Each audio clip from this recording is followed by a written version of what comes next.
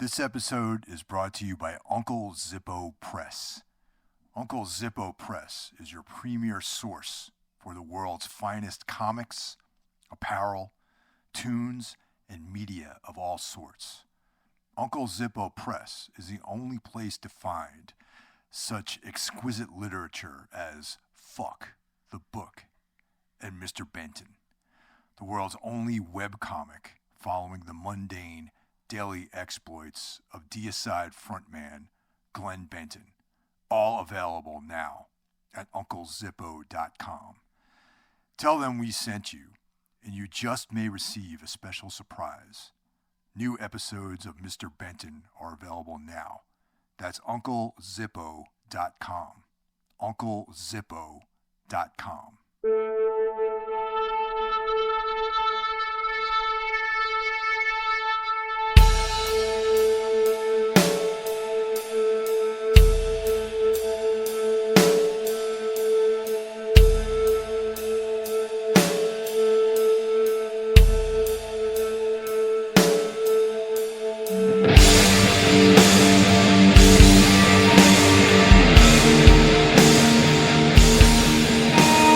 You're listening to the Everything Went Black podcast.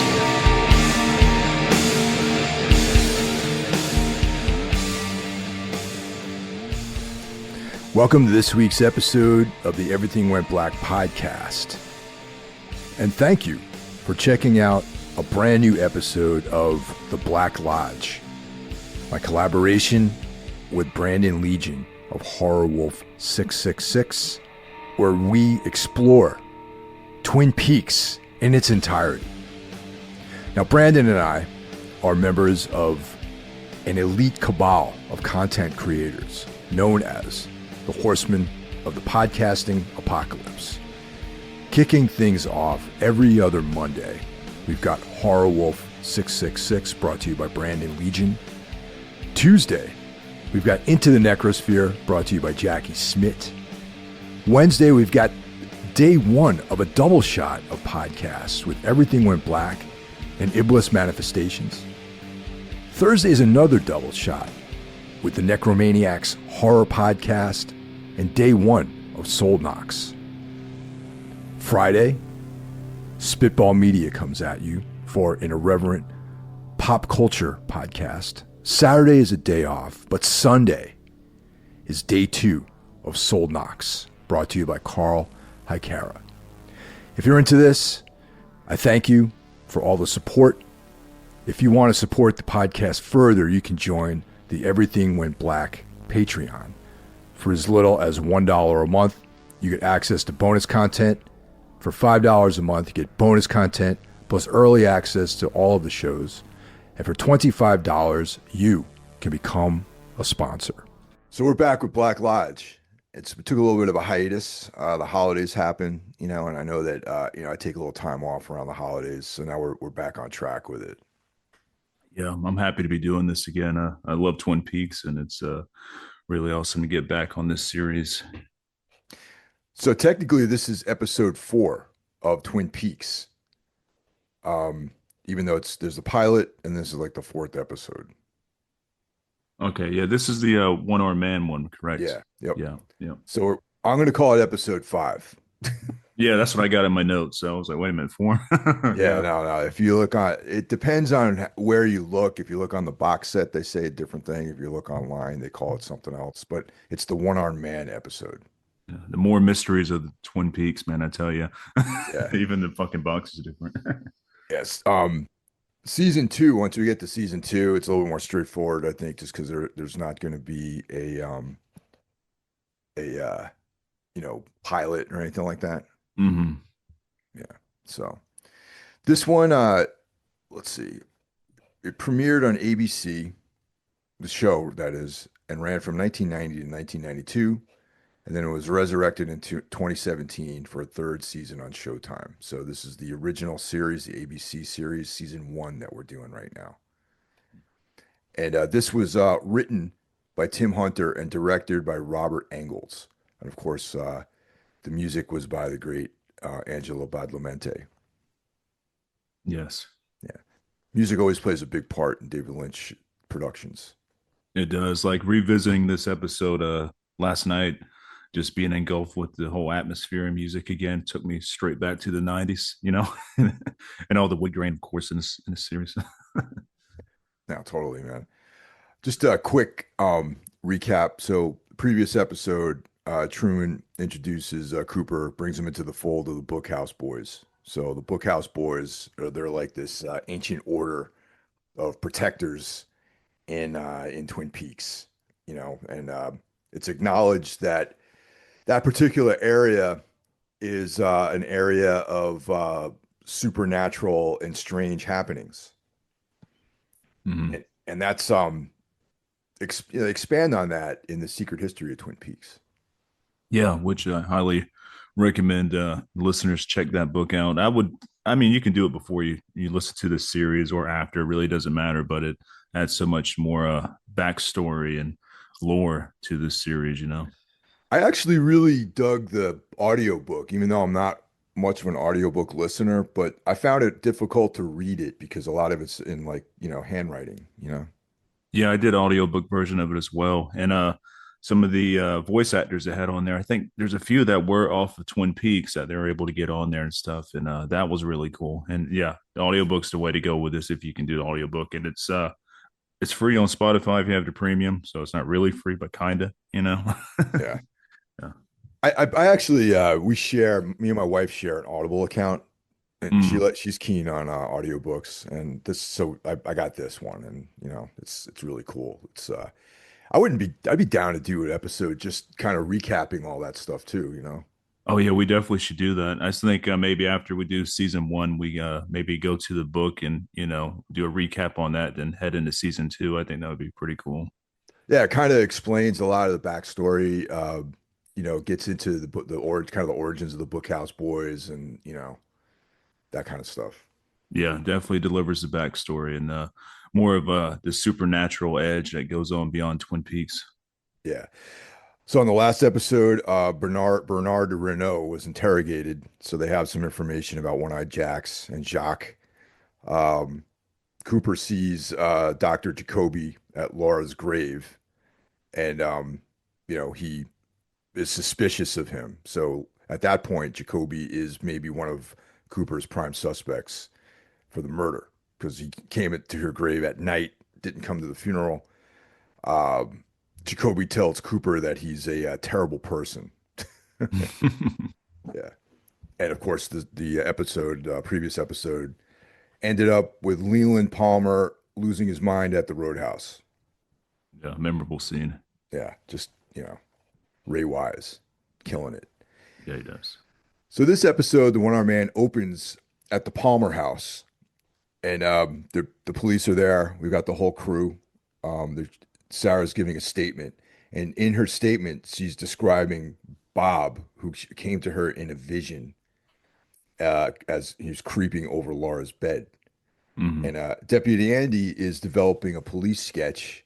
He's a man of many talents, Deputy Andy. Yes. Yeah.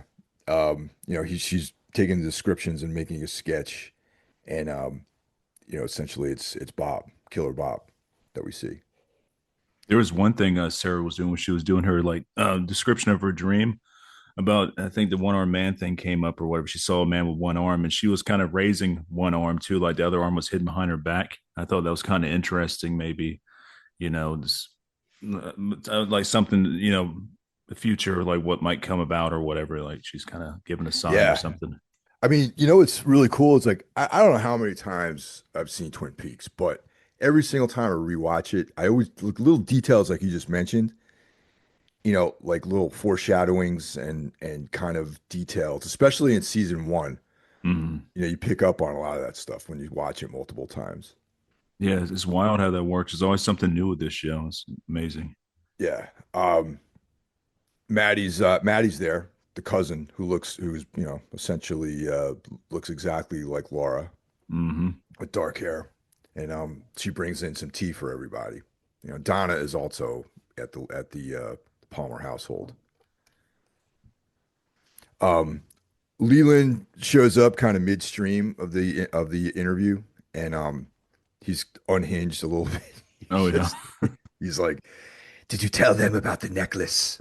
Like, so the necklace comes up, okay? And if you remember back a couple episodes, there's a hand, there's one of those heart necklaces that high school kids exchange with each other. It was hidden under a rock, and it was Laura's and her, mystery man in her life at that time. And there's a scene of a black gloved hand removing the necklace. So, um, Leland brings that up, Mm. and yeah. So, um, also it's kind of funny.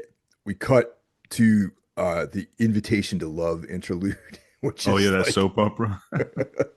which plays heavily, man. Like that's like a running theme throughout the entire show. Is this like cheesy like soap opera? Yeah, and that's kind of what's hidden. Like, what Twin Peaks kind of is sort of on the outside is like, it's kind of soap opera a bit, but it's just that's like the sugary coating, and the like darkness that's in between everything and underneath all of it, like it's like his take on a like really bad soap opera.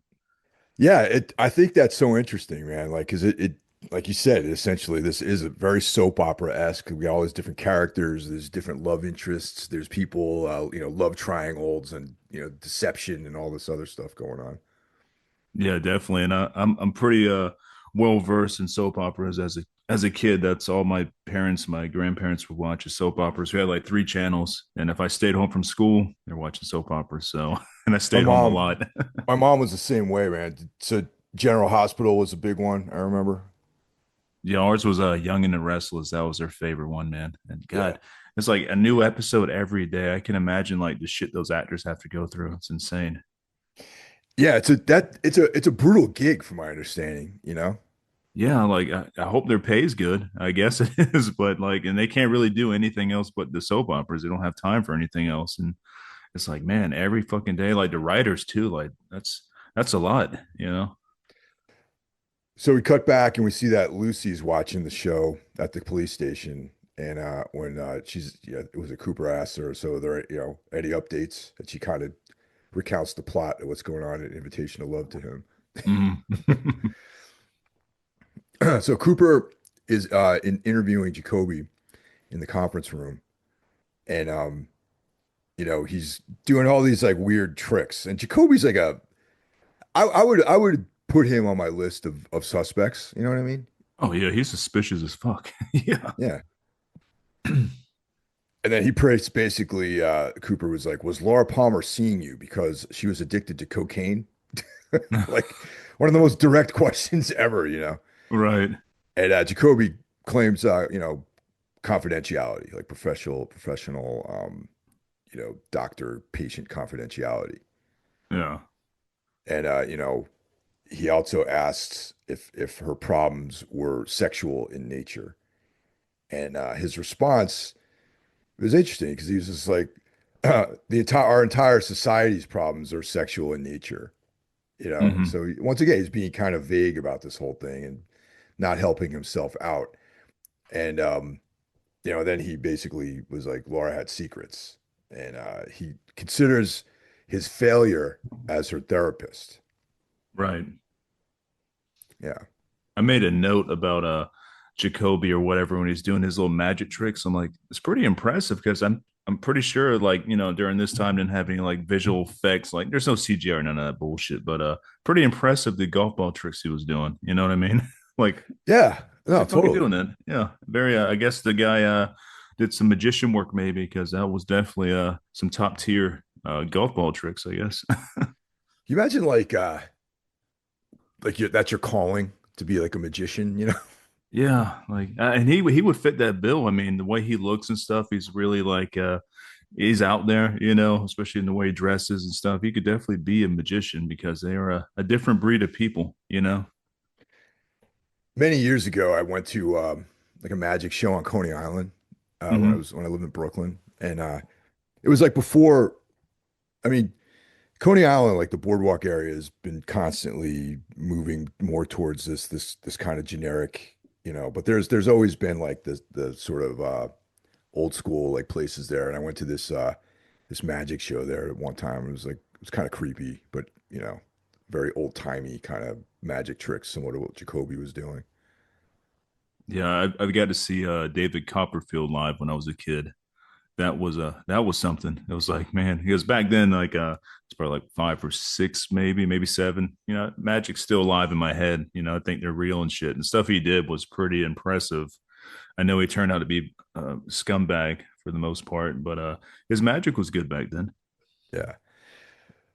So around this point, they have uh like a this description of like a red Corvette, and isn't it's Leo's the one with the red Corvette, right? Yes, Leo has it. Yeah. Yeah. So they're following this guy in a red Corvette, and he gets lost. They basically lose him. Um, we discover that the one arm or the name of the one armed man. We get an identification on the one armed man. The cops zero in on him at this hotel room, and but also they get this location on him, and Josie shows up before the cops do. All right, so she's scoping the place out. And then before they head out to meet up with Gerard to try to apprehend Gerard, Gordon, who is Cooper's senior with the FBI, phones in with a status report. If you guys remember, Laura's body was shipped down to Portland for further forensic investigation, and so there's tests being done. Gordon updates Cooper that the marks on her shoulder were bird bites, Hmm. because there was this question as to whether or not they were like human teeth marks and or animal or whatever, right? He also Gordon tells Cooper that Albert is full on going to file charges against Truman for their altercation a couple episodes ago. Oh yeah. Yeah, and then Cooper basically tells him it's like he's going to go to the mats for Truman. He's not going to allow anything to happen to him. This is also the first appearance of Gordon Cole in the episode, so that's pretty cool. First appearance in the series, I mean, And of course, Gordon Cole is played by none other than the great David Lynch. dude, what the fuck is wrong with me today, man? The great David Lynch. Yes. Yeah, yeah. He has such a his voice, man. Like you always know it's David Lynch if he's calling in or whatever. Like that voice of his is fucking timeless. Yeah. So right around this time is when Andy comes in with his finished sketch, and Cooper confirms that this is the man that he saw in his dream. Because if you remember, all the way back in episode two, the second proper episode of the series, uh, which is my favorite episode of the entire show, to be honest, is Mm, episode two of season one. Cooper has this dream where the whole everything is pretty much laid out in the dream, really. It's just that you have no idea what it actually means because you haven't seen the entire saga play out. mm, And within this dream, we see the one-armed man, we see Killer Bob. So manifested in reality is the visage of Killer Bob, and Andy shows that drawing to Cooper. mm. Yeah. And he also, he had an intuition that this is the same guy that Sarah was describing, that somehow there's this ephemeral world that Sarah Palmer and Dale Cooper are connecting to, and that's where all these clues and information are coming from. Yeah, definitely like coming from a different space. And also too, I made a note for this scene. The sketch of Bob reminds me a good bit of Nick Cage and Con Air. Like that Good sketch. call, man. Yeah, it's Yeah, like man, like I know this came first, but it sure looks like Nick Cage and Con Air. So yeah. I kind of jumped the sequence a little bit here, but after we were, that's kind of a heavy moment in the whole show. Is like, it's once again, it's like this very Lynchian, transcendental meditation sort of world because that's Lynch's kind of if you read about some of his philosophical beliefs and like his process and creating these stories, he believes there's this kind of like pool of with transcendental meditation you connect to this like ephemeral world, and that's where his ideas come from, that Mhm. It's triggered by certain impulses and certain things. So it is kind of like a reflection of that, this whole ephemeral world that Sarah and Cooper are connecting to. Oh yeah, most definitely. I also think that world is well, my interpretation of it is kind of like that. It's like the world between being asleep and being awake. It's like that little midpoint, like when you're really tired and stuff, you start to dream just a little bit before you actually pass out, like that in between world there. And that's where I think all this takes place at. Like there's something like, between those two things. You know what I mean? Like the other Exactly. universe thing. That's where, yeah. Yeah. So this is where Hawk reports back that he found the one-armed man, and it's this dude Gerard, who's a salesman. Old shoe salesman like Al Bundy. Yeah, exactly. Yeah. Yeah. So we cut over to Josie. He's showing pictures of Ben Horn and Catherine Martell. Uh, you know, they talk about the. Hold on, let me just see. I think I got fucked up with my notes here. One second. Josie.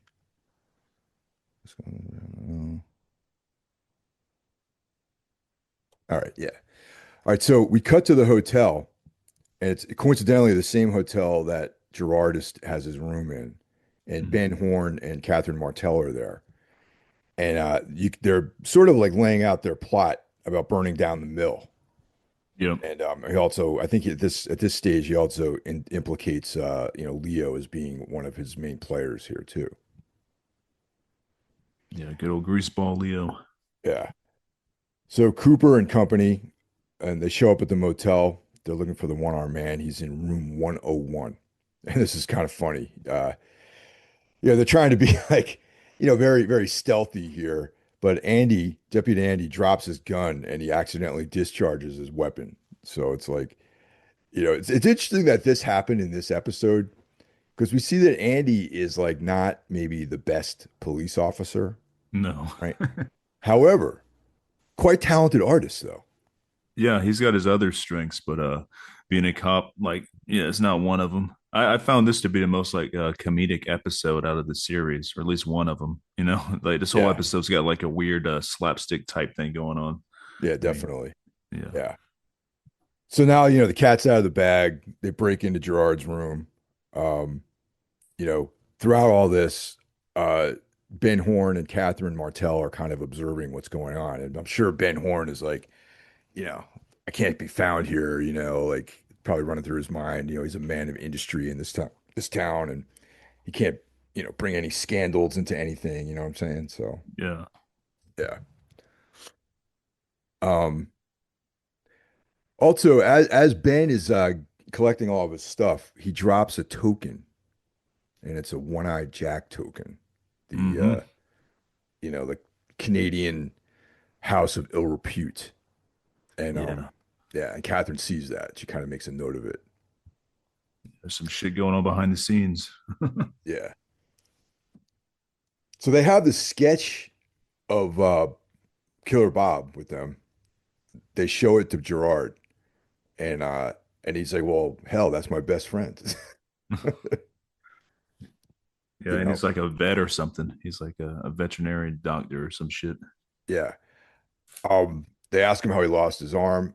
He lost it in a car accident, and they indicate to him, Gerard indicates that he's a traveling salesman for shoes, and he asked him, "Have the arm that you lost, was there ever a tattoo on there?" And Gerard gets agitated, and he's like, "It's a tattoo that said mom," which is kind of like that old school, like get a tattoo of mom on your arm type of thing. Yeah. Yeah. I imagine Lynch is not keen on tattoos. I don't think so, man. I don't think he has a single tattoo, and he doesn't seem like the type. Yeah, I also feel like David Lynch is like, he has this kind of straight-laced like vibe, and he probably is like, oh my, tattoos. Yeah, he definitely doesn't seem like the type. So I Yeah, think he associates I guess tattoos are more like the ruffian crowd and stuff. And notice yeah. like most of the Trouble villains have tats and stuff. troublemakers. Yeah. Yeah, yeah. So I mentioned sort of out of sequence earlier that Josie was staking out the hotel. So when it's all said and done, they leave Gerard to his own devices. He didn't really do anything wrong, so they can't arrest him. they did gather some intel about his best friend, looking like Bob in the sketch. And but then Hawk also, with his Native American tracking abilities, uh, reveals that there was another car there, and that was, of course, Josie's vehicle. Mhm. Yeah. Um, let's see here. What was I going to say about some of this stuff here? Okay, so back to episode two. We actually see the one-armed man and we see Bob, right? Yeah. And Cooper they're in Cooper's dream. They're in Sarah Connor. They're in Sarah Palmer's dream as well. Hmm. Andy develops a sketch of Bob. Okay. They're actually people that exist in the real world. Hmm. However, they're not these kind of shadowy figures that were indicated in Cooper's dream. Right. I think the people in the real world or whatever that are in this world now are kind of like vessels. You know what I Yeah. mean? For what from the other world. And that is important because it kind of connects with the solution to this whole mystery, which comes later, Hmm. where there's like, this evil, essentially existing in this ephemeral plane that Cooper and Sarah and also Laura apparently were able to connect with. And somehow these things direct what happens in this plane of existence here. Hmm. Yeah, really cool. It is. It's so deep and so dark and it's cerebral. So Yeah. good. And, as we learn later on in the secret history of Twin Peaks, there's like, there's a whole thing going on with that area and that place and everything. Yeah, this is no ordinary area. Like it's like a beacon for everything weird and strange and supernatural and otherworldly. Yeah. So we cut to Audrey smoking in the girls' room, Yeah. being a bad girl, like smoking cigarettes at school, and she's making small talk with Donna, and in this conversation they're having, she's fantasizing about Cooper taking her away from all this.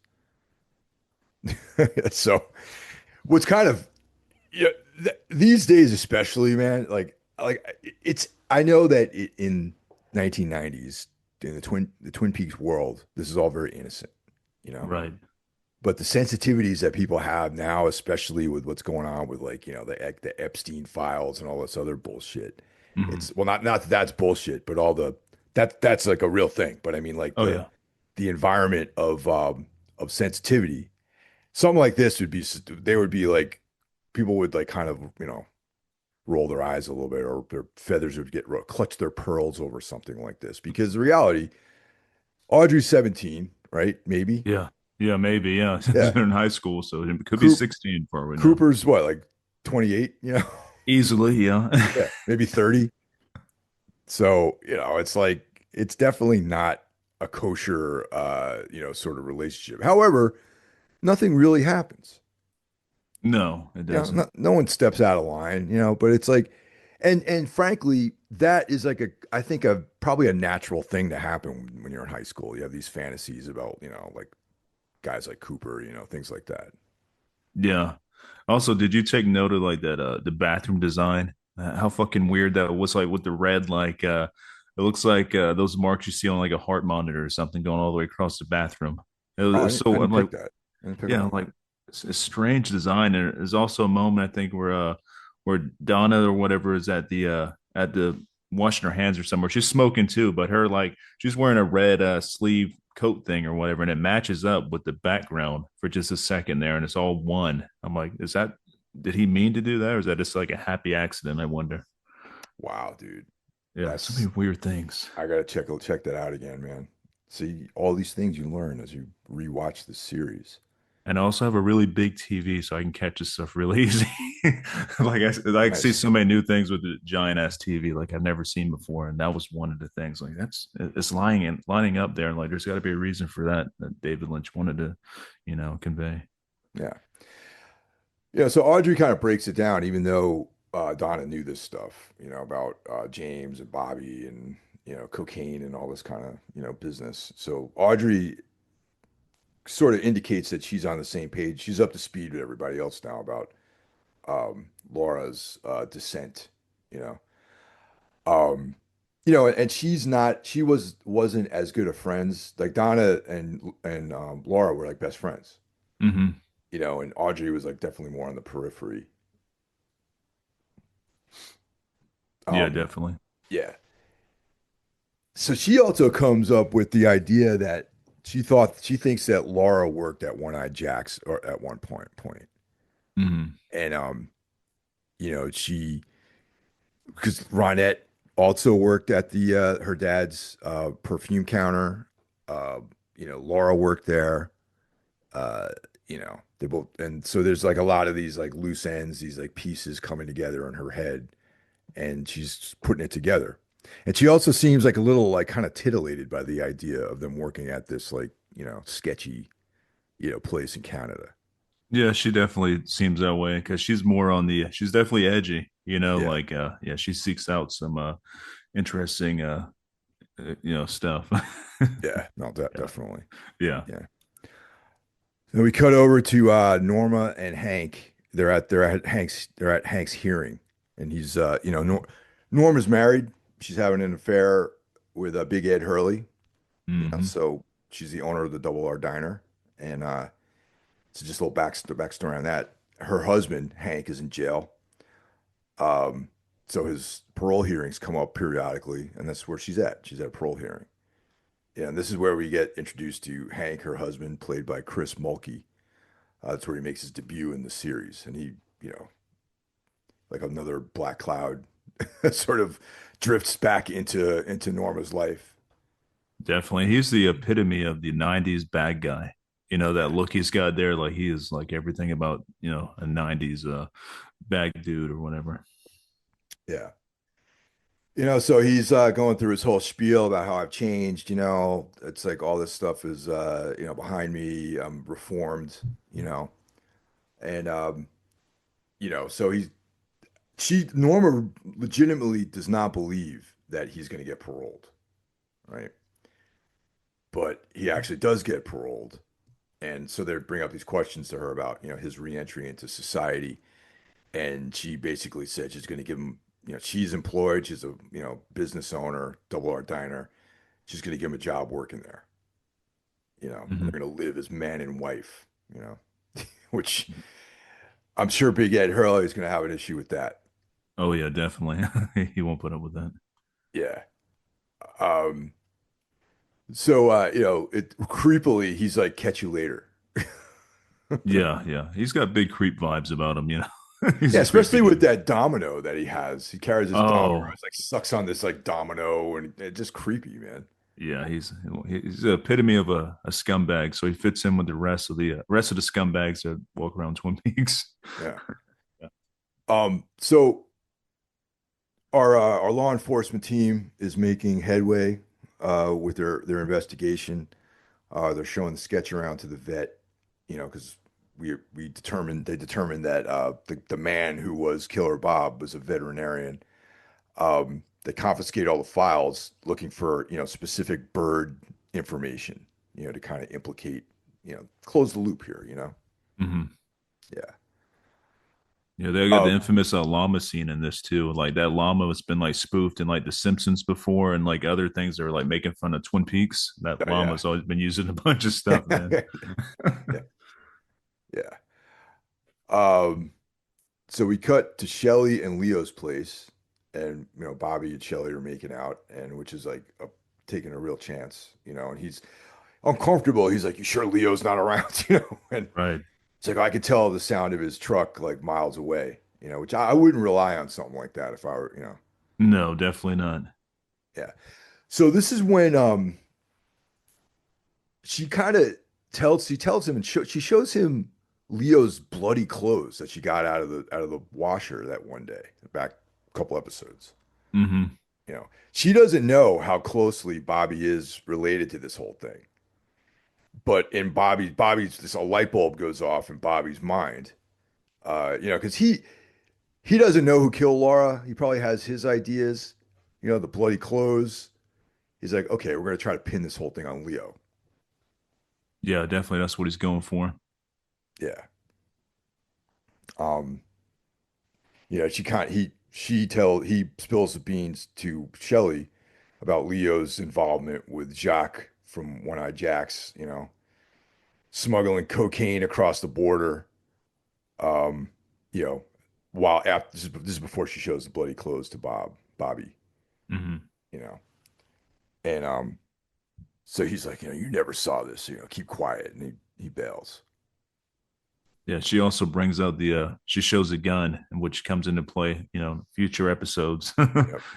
So Oh, I also have this note that Bobby's t-shirt, the shirt that he's wearing, not a t-shirt, but he's wearing this like work button-down shirt. It says Dick on it. oh no shit, I didn't catch that. Yeah. Oh, It's like, and he's kind of a dick. So oh, there you go. he's 100% a dick. I can't I really can't stand his character at all. Like he's just a punk ass, like, horrible dude. Punk is definitely what Bobby is. Yeah, Yeah. yeah. We haven't seen much of Mike though lately. Yeah, well, yeah, Mike hasn't been like seen in a while now, so I'm Yeah. pretty sure he comes into future episodes, but we'll see. Yeah. I think I need another cup of coffee here. Just set my. We're recording this kind of early in the morning, so Yeah, yeah, no worries, dude. Yeah, yeah, I'm on my creatine and hydration stuff right now, so yeah. I'm just apologizing for some of my misstatements because I literally hadn't even had my coffee yet while we were doing this. So oh man, yeah, no worries, dude. yeah, Yeah, get your rough week coffee. behind me. Yeah, I'm Yeah, still having fun though. This episode's going great. yeah. So they bring the confiscated files to the police station, and of course this is like, the typical police drudgery of looking at files and going through all this information and all this stuff. Um, and Andy confesses that he's never fired his gun before, Hmm. which is like, yeah, I could see that. I could see in a town like Twin Peaks never shooting someone. Yeah, he's kind of like a Barney from was it Mayberry or whatever. Barney Fife. Yeah, Barney Fife. Yeah, he's definitely got some Barney Fife vibes going on because he never shot his gun either. What's interesting though, in general, police, it's unusual for cops to shoot their guns. Right. Yeah. No You shit. know, Yeah. Yeah. yeah, like I don't know a whole lot of cops, but I know a couple, and a lot of those, none of them have actually used their weapon in the line of duty before. Yeah. That's true. And even going back to our other favorite show, True Detective, prior like Earl, obviously Marty does use his gun in that in that show, but prior to all the happenings of Russ and Marty being partners, he never fired his gun before either.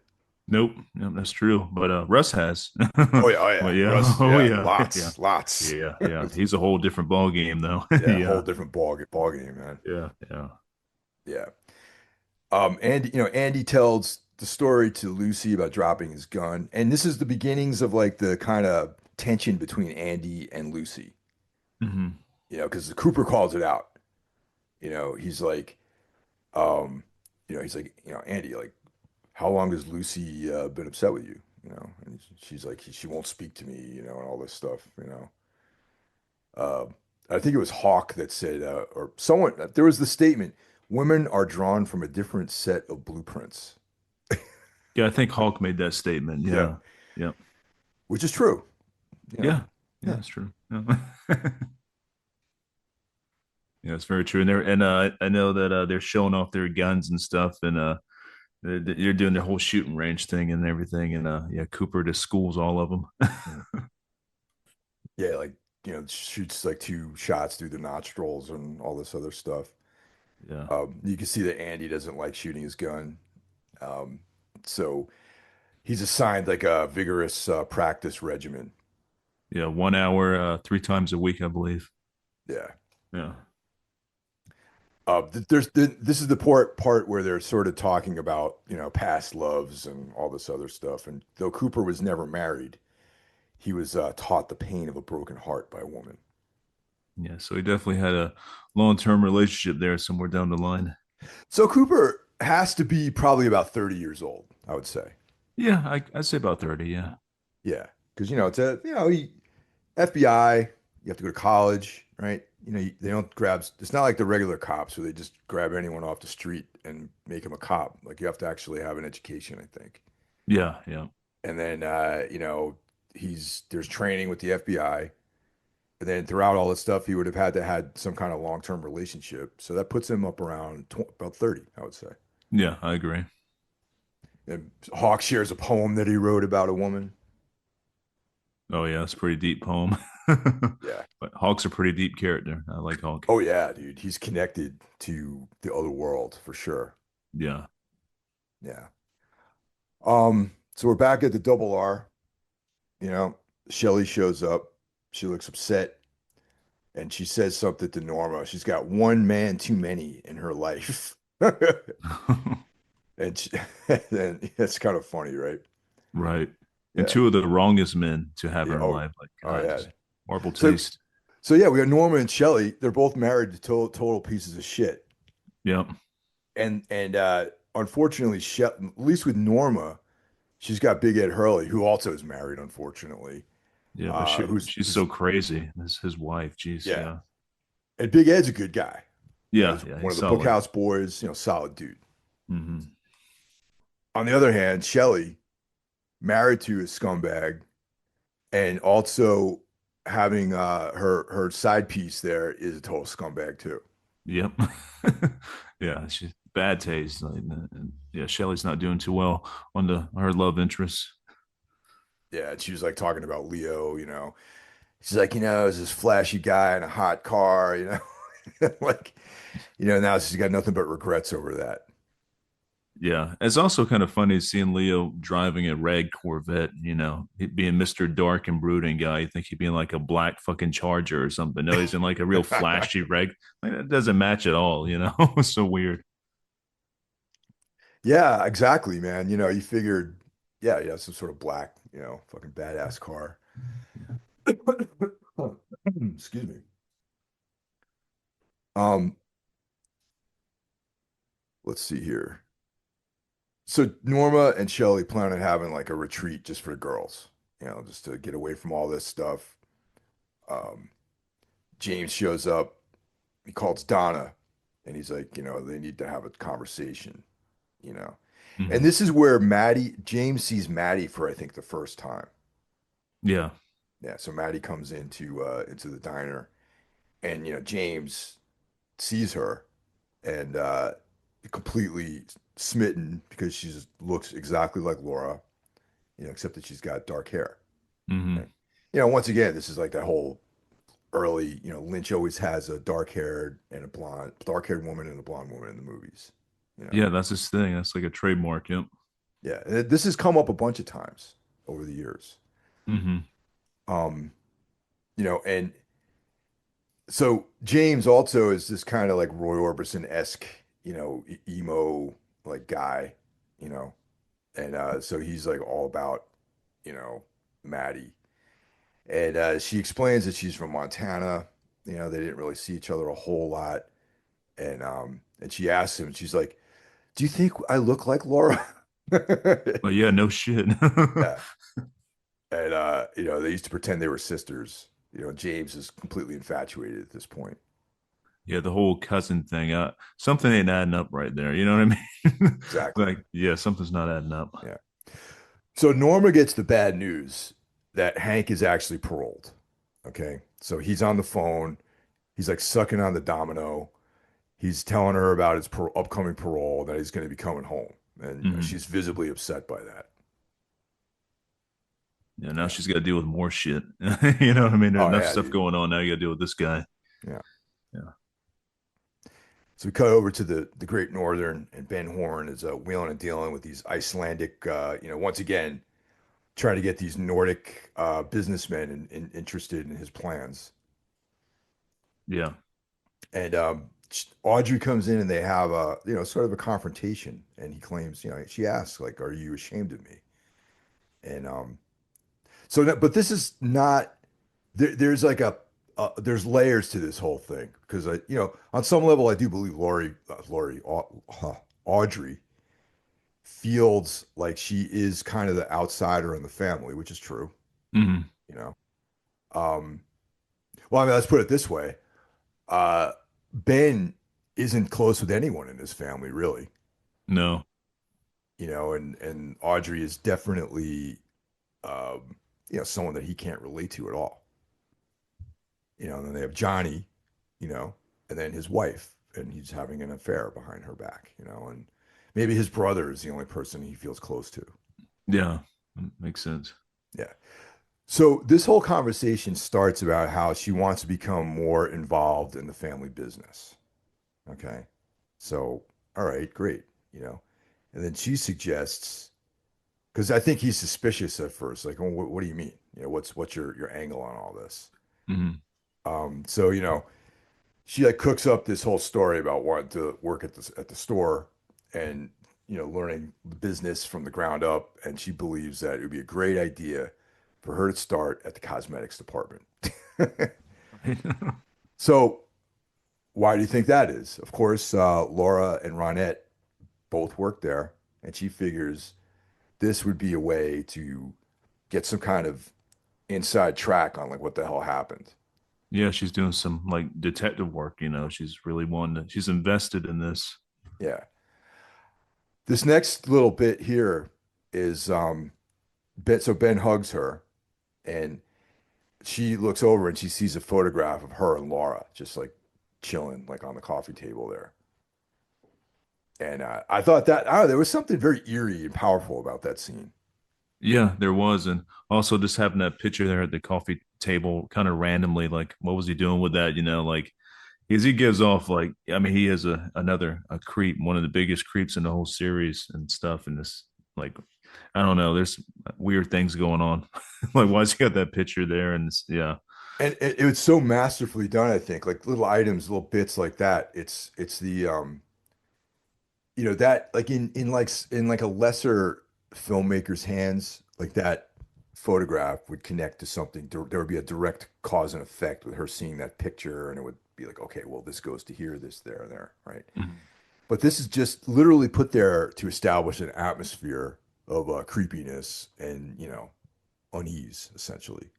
Yeah, I definitely think he looks at his daughter in a bit of a different way, you know, and in a very creepy way because this dude's got some he's into some bad shit. Yeah, like they don't out and out say anything, but they hint at this really fucked up creep vibe that Ben has, aside from just being like a philanderer and like, all this other stuff. Yeah, yeah, there's definitely some real dark stuff going on there because just the way, you know, the way he looks at it, like that hug was a little unnatural, you know, something felt very creepy about that, you know, and his character anyways, like we know he's into some bad shit, but Yeah. yeah. Mm. So the phone rings when they're having their moment, and Ben's like, I have to take this, right? Of course, it's to run off to do whatever. Um, and of course, this we don't know at the time, but this is Leo, and they're gonna go meet in 1 hour. Hmm. So we're back at the station. Another update from Gordon, and the bites are a minor bird named Waldo. Yeah. It's out there. Yeah, owned by Jacques Renault, apparently. Of course. Yeah.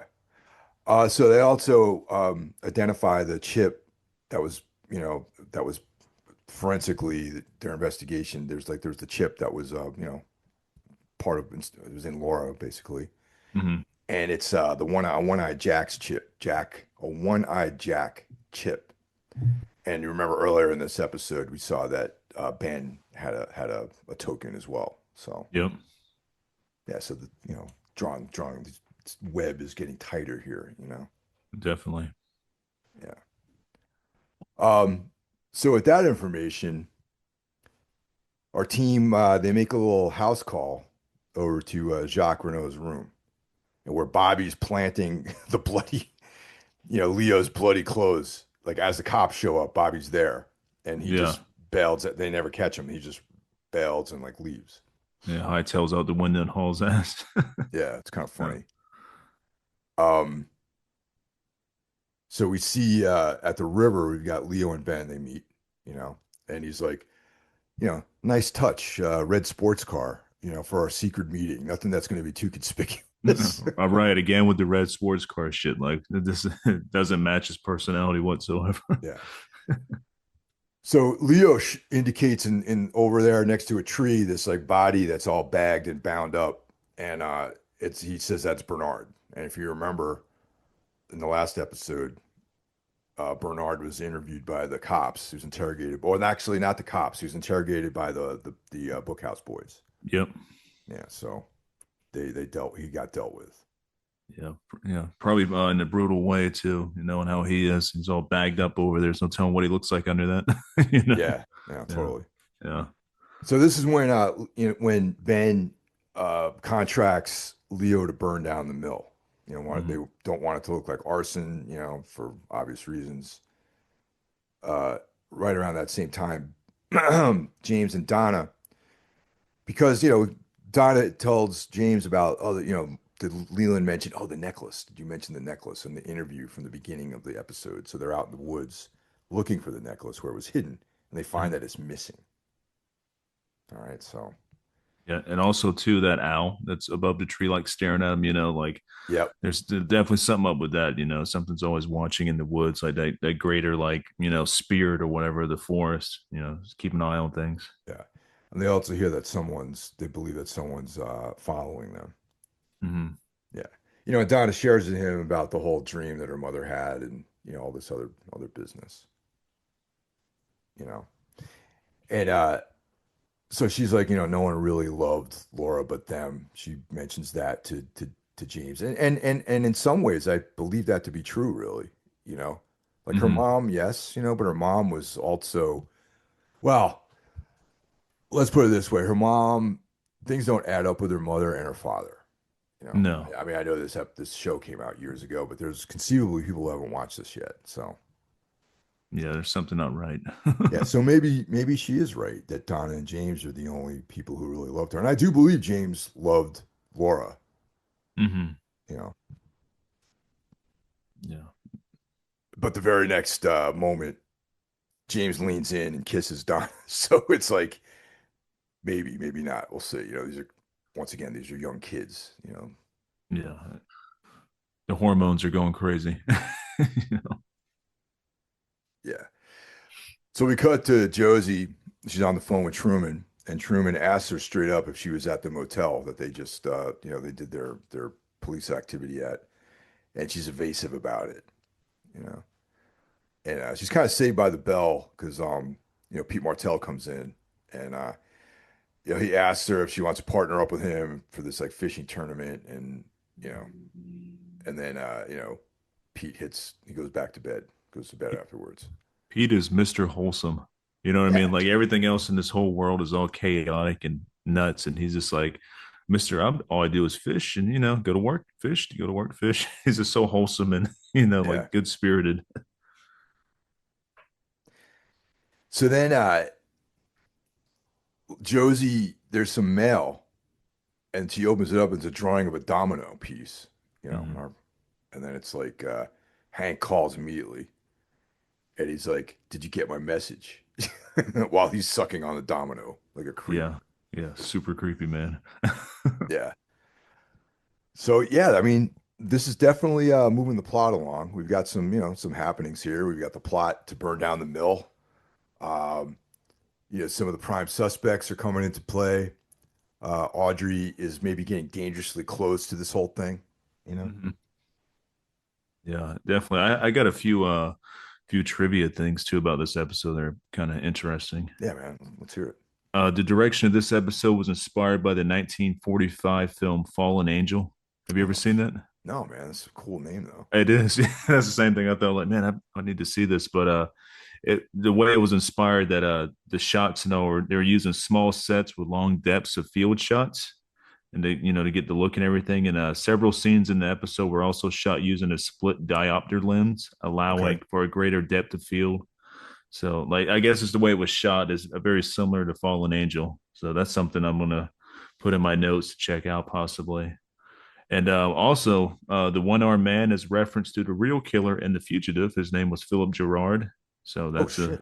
another thing there. You had a one armed man, So I thought that was pretty interesting. And like I said before, this was the first appearance of Gordon Cole in the series. But yeah, a couple interesting little facts there, and the whole one arm man thing.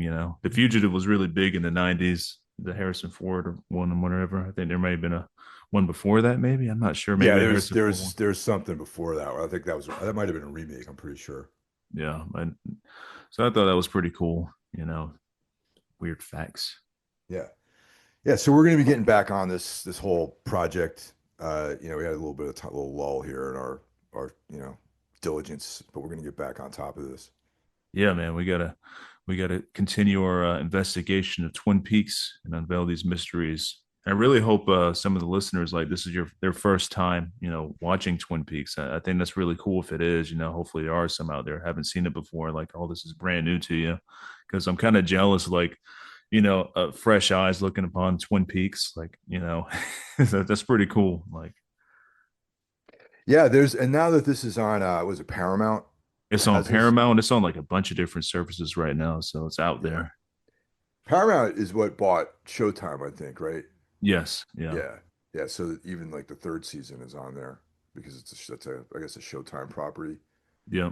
Yeah, I got the box set of this thing, so it's pretty I cool. still haven't pulled the trigger on that box set. I'm pretty cheap. I'm waiting on the right price, but it's almost there. And there's a couple different box sets I want to get. There's like, two variations that are really cool, and I don't know which one to grab. I actually don't have the most recent one though. That's the thing. I have the old one, the gold box. Oh, okay. Yeah, so this one doesn't. This is what came out way before season three came out. Yeah, there's a newer one that I think has season three in there as well, and it's called something, and it's got a bunch of like additional footage and stuff like that. Yeah, you see now, this is how they get you. I know, man. I'm telling you. Also, too, like off topic or whatever, but the new King in Yellow Cairo Terra Press thing that just came. Did you pre-order that? Oh yeah, yep. That's on the Yeah, way, man, for sure. I'm telling you, that's how they get you. Like the Yeah, King in Yellow, like fuck. that's like the fourth version of that book I have. But this one's kind of cool because it's got ST Joshi liner notes, like annotations, and Jeremy Hush did it's illustrated, so there's like new artwork by Jeremy Hush, who he's like one of the inner circle guys there of artists that does work over at Chiroptera and Cadabra Records, and he's also a pretty good friend of mine. Like I've known that dude for a long time. Yeah, he does great work, and yeah, it's a beautiful fucking piece. Like that's like a thing of art. You know what I mean? Like this. Yeah, I want to pre-order it. I haven't done it quite yet, but I'm still thinking about it because that's a powerful book.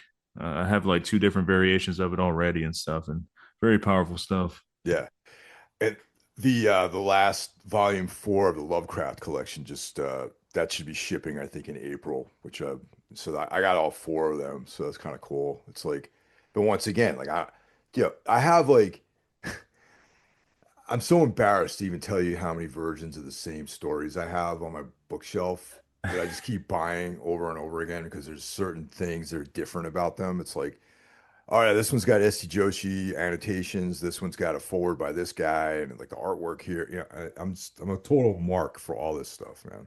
Oh, dude, I'm the same way. I have like three different variations of the Cabal by Clyde Barker. Mhm. He's got there's different artworks on this one, signed, and yeah, I have a Yeah. bunch of shit by him that's all the same but different.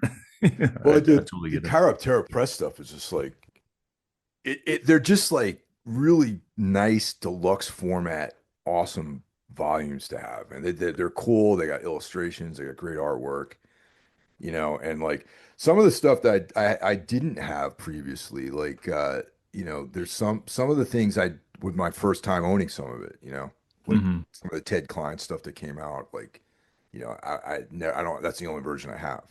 So Right.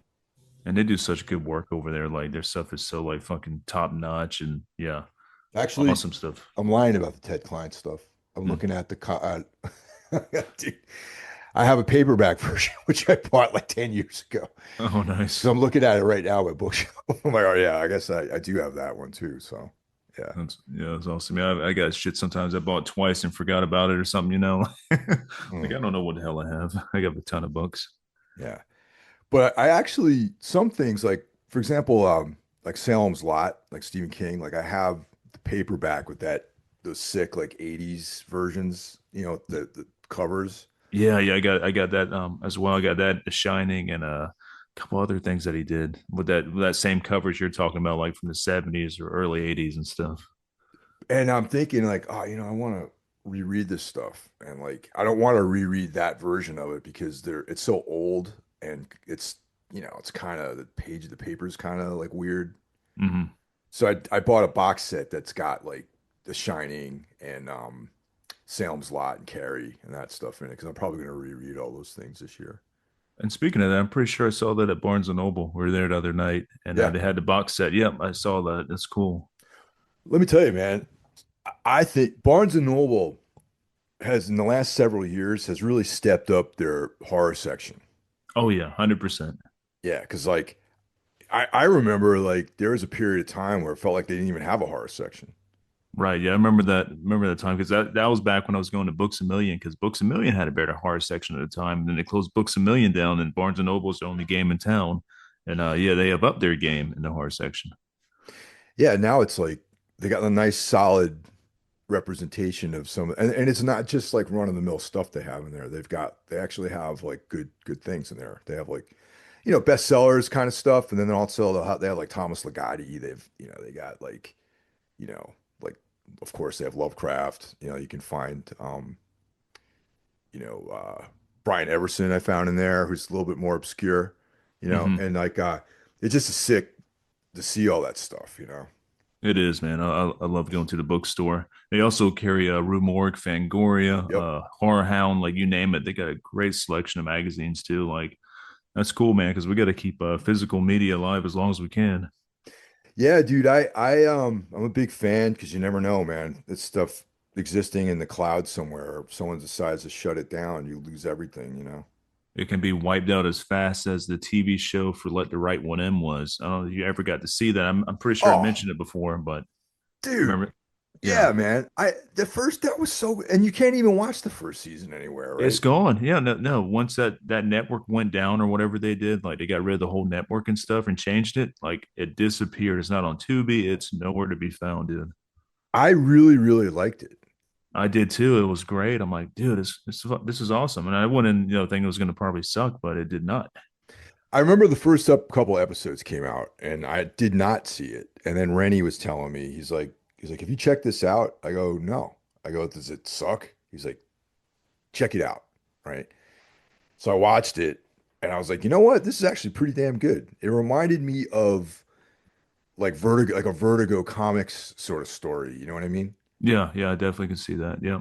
Yeah, it reminded me of like a storyline they would have at Vertigo. And I thought it was moving along really well. It ended on a cliffhanger basically, and then they just disappeared. Yeah, it's gone. It's like nowhere. Like maybe Tubi will find it one day and bring it up on there, but I don't think it's not Fox owned or whatever. So I don't know how that works, but it's gone. Yeah, and it was not completed either. Nope. I was waiting on that other season to come out because it's really building up to something different beyond the actual movie itself. And I was like, oh, this is going to be really cool. And that was it. And I'm like, fuck. And once again, it's like really that kind of like masterful way that people just take an idea from a film. Like I always reference Fargo for that Hmm. because they just expand on it and make it completely their own. Yeah. And And that's what I felt like they were doing with Let the Right One In. And did you see Archive 88 on Netflix? oh, hell yeah. Yeah. I love that show. And I wish that would have continued on because I was a fan of the audio drama before I watched the actual TV show. The audio drama was first, Oh wow. Archive 81. And it's a bit different too if you haven't checked that out. Oh, it's Archive 81. Okay, yeah. Yeah. All And right. yeah, then the TV show was also very good. And I was like, man, they fucking canceled after one season. But like that, like and apparently that even was it was popular too. Yeah. Yeah. So I don't know who makes these decisions, man, but it's just like someone's got to fucking get with the program on this shit. They do, man. Anything I like, they usually cancel. So I'm used to it now. I'm like, yeah, this is a good show. It'd be canceled. And I'd be damned, don't get canceled next season. I'm like, fuck. Yeah. Well, I mean, the first and biggest disappointment was Hannibal, man. Like, there's no Yeah. season 4. And there's still rumors that it might happen, it might not, but this is rumors, Like they've been having rumors about another season for years now. I don't see it ever happening again. Everybody's kind of aging out anyway, so Yeah, dude. It's like that show came out what, like 15 years ago, maybe? yeah, it's crazy. About 15 years ago on CBS, out of all places, CBS had something that brutal and that dark and deep. It's crazy.